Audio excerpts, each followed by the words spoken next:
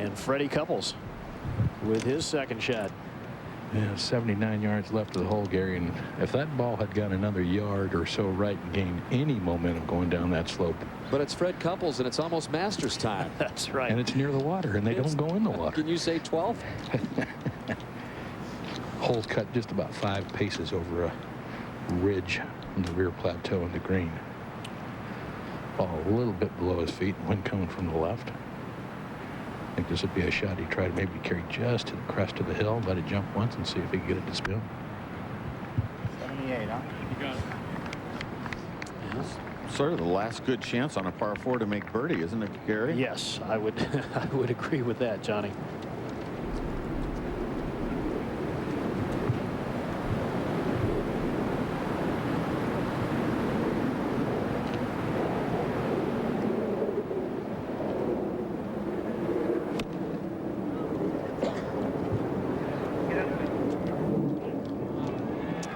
Didn't quite carry it far enough, hit the top of that ridge, and it stopped dead. So a long putt left for a birdie.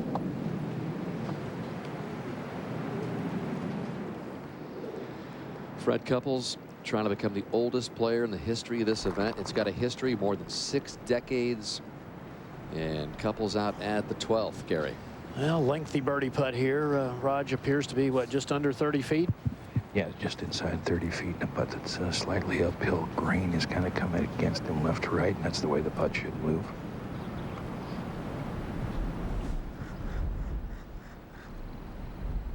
Oldest winner in Shell Houston Open history, Gary, Gene Littler, at 46 years 9 months, the current oldest.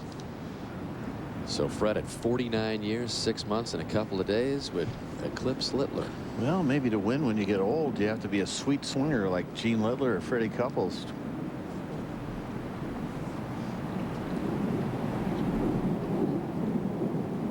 I always thought this was the toughest putt, Raj, when the wind was coming from your back. And very hard to get settled, keep your balance.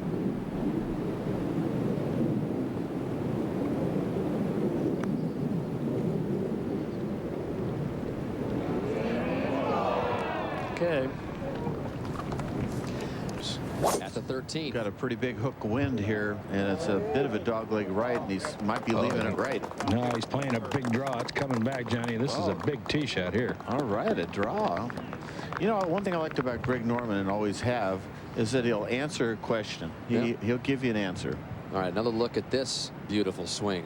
Yeah, let's take a look at this. Look at how steady his head is, folks. Look at how he just winds up around that chin and the neck.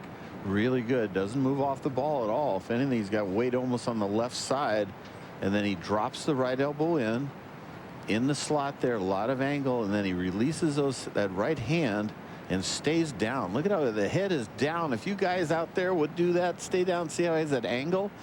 He does not pop up and go. Where to go? Working with his old pal Paul Marchand this week, the pro at Shadowhawk Golf Club, and he's been feeling good about his game. Fred obviously already in the Masters as a former champion. Lucas Glover also in the same spot as Holmes, not in the field. Casey in the field, but this would be a heck of a way to go down Magnolia Lane again, where he's got great feelings through the years, Johnny, for Freddie. Well, he's got to dodge a couple bullets. He's got the one big bullet in the clubhouse at -11, and Freddie's got to play 18. I mean, he could have won this event in a walk.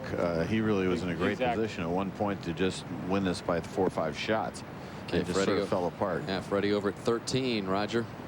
After a big tee shot, 254 front, 279 hole.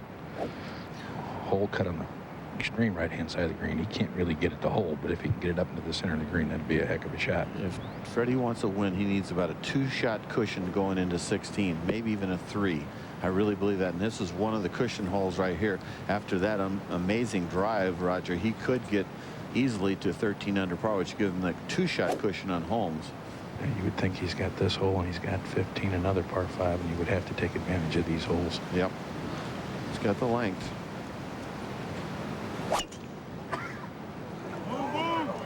Ball starts right. It's just a little left of the hole. Doesn't quite carry up. It is over the green side bunker, but stays in the grass above that. That was well hit. If that had carried up on the green, it would have gone over the green anyway.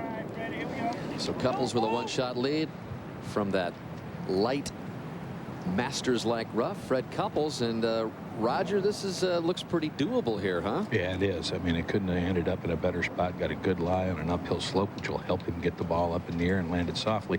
When it lands on the green, it is going to be landing on the slope that runs away from him. 2 really fine shots to get to this point. It's not a hard shot, that uphill lie. Put it in perspective of how rare it is for a win for Fred Couples. It is down grain, though.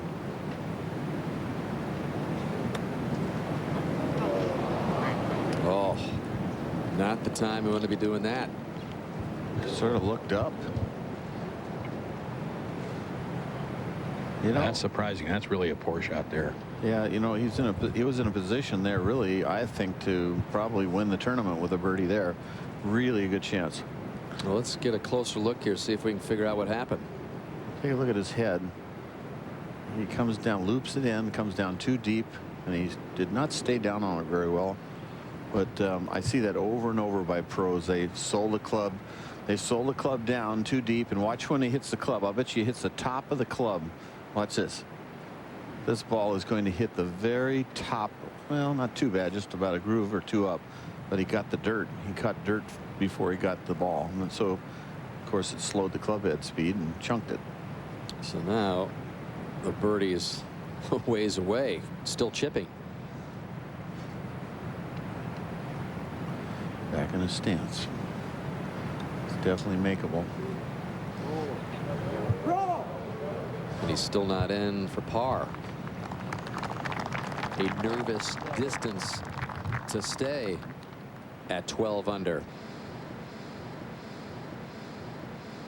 And this for par for Couples.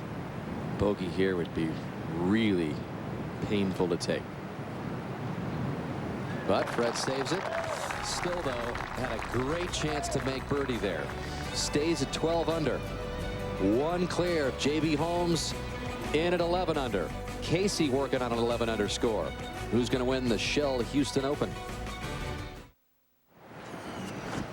Back here at the final round of the Shell Houston Open, there was a 6-way tie for the 54-hole lead. It included 49-year-old Fred Couples, who has broken from the pack by 1, trying to pick up his first PGA Tour win since this very same tournament back in 2003. That 1 win in the last 11 years for Fred Couples. And said I was going to put it in perspective, 91 events, not including this week, since that last win at Redstone when it was played on the members course just across the way. So if he wins, it would be his 92nd event since his last win. And when you're 49, you don't have a lot of opportunities like this.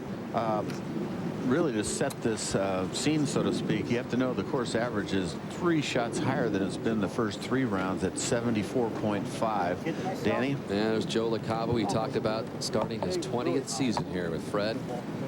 They're kind of like Oscar and Felix in many ways. Joe, a real detailed kind of guy, drives Fred from event to event, to the course, to the hotel. In fact, Fred told us earlier this year that he doesn't remember a time when, or Joe doesn't remember a time when Fred drove and Joe was in the passenger seat. I mean, Fred doesn't drive around much at all. You can tell Joe LaCava does not like that club selection. He won't take the bag away from the ball. He does not want him hitting this club. It's like, you know, you got that club, but I don't know if I really like it that much, so I'm not moving the bag. One thing they do have in common is a love of sports. Trying to talk him into something else. And so he'll try to take Freddie's mind off of the intensity of the task at hand by talking about the games last night and easing his mind. They've just been a great fit for 2 decades. I did not like the body language of Freddie Couples when he walked off that last green. He looked very dejected, like he was defeated almost. And there's no reason he made par. He should have made birdie, but par is not the worst thing in the world. Here's a 4-iron. Hook wind. Had to feel like a bogey there at the last, though. This one blistered and turning to the left side of the green. Very solid. That's a shot right there. 208-yard hole, just about hole high. That was impressive. Very nice, Fred.